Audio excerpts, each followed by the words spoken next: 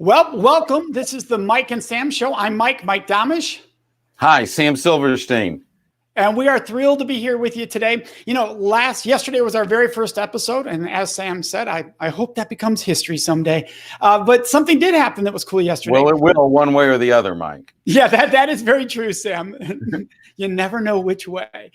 Something cool happened yesterday, and that is that one of our viewers, one of our listeners, left a comment asking us to have a conversation today. And hey, that's what Sam and I are here for. We want to have conversations you want to have. So we love it if you leave comments. Know that throughout this quick episode, all these episodes are 5 to 10 minutes. When you leave comments below, Sam and I right there, when you leave comments below, we can see them, we can address them, we can talk about them, and we can even make them future shows. So we really encourage, as you're watching the show, to leave comments. Let's get right into it. Here is the comment that was left yesterday by Alyssa. Alyssa said, "Hey, this was great stuff. Thanks for doing it. If you take suggestions, can you do a show on building empathy skills in the workplace?" Right. So let's go there, Sam. Empathy skills in the workplace. Well, when it comes to accountability, it's all about people and keeping your commitments to the people and caring for people. And when ultimately, one of the commitments that we need to make as leaders to build an accountable organization is the commitment to stand by you when all hell breaks loose. People face challenges. They face challenges in their daily business life, their activities, but they also face challenges in their personal life. And the leader that is able to connect to their people, understand what's going on in their life, and then be there for them builds a bond that's just incredible. Well, and this is such an important discussion right now, because what happens is with all the isolation, with all the added stress, with all the unemployment, we get so caught into our own situation that we forget about empathy for others. We expect them to have it for us. Like, how dare, with all I have going on, they think that or they treat me that way. And yet we forget, am I leading with empathy? Am I even having empathetic understandings of why they're barking at me right now? Why they're not being nice to me now? It's tough. Well, it is. And, the challenge with empathy really is we don't always know what other people are going through, what they're experiencing. We know what we're experiencing. And so for the leader to really be empathetic, what they need to do is they need to take the time to get to know their people, their likes, their desires, their goals, their dreams. But especially in times like this, they need to ask their people, what challenges are you facing? What is getting in your way of doing what you want to do in your life or in your job? And by asking these questions, you get to know them. I had a client that told me, one of my consulting clients, he said, "Sam, we've gone virtual. We're working from home. It's business as usual." And I said, "Wait a second. You might be working from home, but it's not business as usual. Because when your people went home, their kids came home, kids that were in preschool, elementary school, even high school, but especially those younger kids. And it takes time to take care of them. So it's not business as usual, and we need to be empathetic and understanding of that.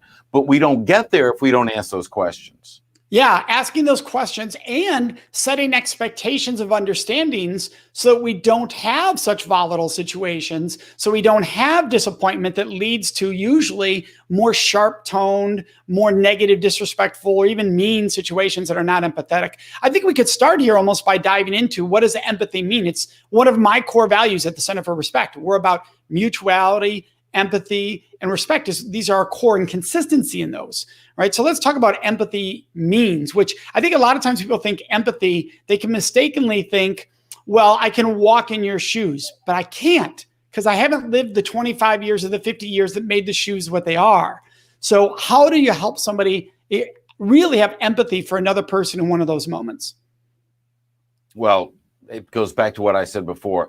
I believe you have to engage in conversation with people. You have to get to know them and not be afraid to ask, what are the challenges that you're facing? I think a lot of people don't want to ask about what could potentially be negative, because then, oh my gosh, then I'll have to be in an awkward conversation or I'll have to deal with it. But as a leader, we need to send the message to our people first that we care. And it's asking those questions that show that you care. A lot of times someone will come to me and say, "Wow, Sam, thanks for asking me. I really appreciate that." The other thing is, as a leader, if you want to have empathy, is over time, you have to teach your people that you do care and that they can come to you, that they feel very comfortable in saying, you know, Mike, I'm really struggling with this. Can you give me some assistance? Can you help me work through it? Because when your people start coming to you, you know you've built that relationship that's going to build a tremendous environment to work in. Absolutely. And Marilyn, thanks for joining us today. We appreciate that. Here's the thing that I think becomes really important with that, Sam, and that is that we have to be willing to hear correctly in those moments as leaders. A lot of times leaders in those moments make the mistake of thinking, oh my gosh, I'm so sorry you're going through that. Oh my gosh, I'm so sorry. Well, sorry creates pity. And nobody likes being treated with pity. When someone says to you, oh, I'm so sorry, it sounds like you aren't going through tough times and only they are. And that doesn't make them feel good. The key language when somebody opens up to you, especially when you open the door for them to come forward, is to start with, thank you for sharing.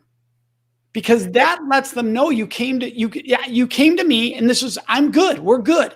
We can share this way. And that creates a safety net for them. Exactly. And the other thing I love to coach leaders to do is to tap into their transparency, because when you as a leader share what's going on in your world, some of the challenges that you're facing, some of the places that you've come up short, people see that you're real. No one is perfect. Anyone that paints themselves as being perfect is not someone that people tend to trust. So by being transparent and sharing, then what happens is you create that environment where others will be willing to share. And then you get a much richer, more meaningful dialogue. Absolutely. And we're just talking about Marilyn. There's Marilyn right there joining us. We want to make sure everybody watching this knows you can leave comments. You can leave questions. That's what we're here to have this conversation with you that becomes so important. And I think you just said something really important right there, Sam, which is when people do come forward, being able to connect and being able to relate, right? That's a big piece of this, being able to relate. Now, Haley here is bringing up something really important, and that is that the leader needs to acknowledge they're struggling, right? And so, Sam, I'm going to let you run with that because I think what Haley is saying here, by the way, Haley, Sam, just so you're aware, is an incredible individual who speaks around the world about her own journey of surviving while continuing to serve in the U.S. military. So Haley is out there making a difference in our world. Yeah, and Haley, I appreciate that, and the fact that you're willing to share that it was a struggle for you to share some of the things that you're challenged with. It's interesting because I really connect to that. I grew up in an environment where I was taught in so many words, you don't show your weakness. And so it was a very strict German background. You never showed your weakness. And so I struggled for years in being willing to be transparent, to share those, where my shortcomings are and where my challenges are and where my struggles are. And so in facing that excuse in my life that I can't show my weakness, what's happened is now by willing to share, people are there to help. People have solutions and answers that I could not have come up with myself.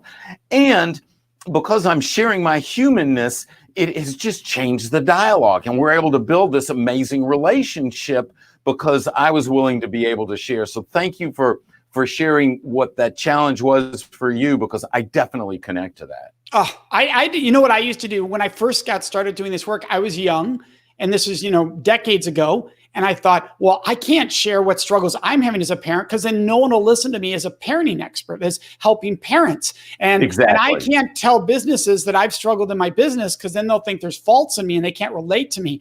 And yet every time I'm with a company, I'm with an organization, and I let the shield down. In fact, there's a difference in sharing private, personal versus sharing honestly, vulnerably. And when you do that and you can be honest, it's amazing the impact. Amazing that it allows everyone to feel safe with you and to now say, I'm safe to go on my own journey of vulnerability because you helped open the door. So bringing it together, Mike, and honoring our time commitment to our viewers is simply this. If you want to create an empathetic workplace, then show empathy, ask questions, get to know your people, find out where their challenges are, be transparent. That's right. And that starts with me needing glasses now. Don't There you hide, go. right? Just be real. I was just adjusting them. Look, for everybody watching, this is the Mike and Sam Show. We're so happy you're with us today. If you're watching the rebroadcast of this, which you may see on one of our outlets, leave comments there, because Alyssa actually, that started this whole conversation, was a comment that came after the live broadcast. We addressed it in today's show. Let us know what you want us to discuss. Absolutely, because we're here to talk about accountability, mutually amazing relationships in your organization, your organizational culture, how to be the best we can be individually and build amazing organizations. Have a great one. Take care.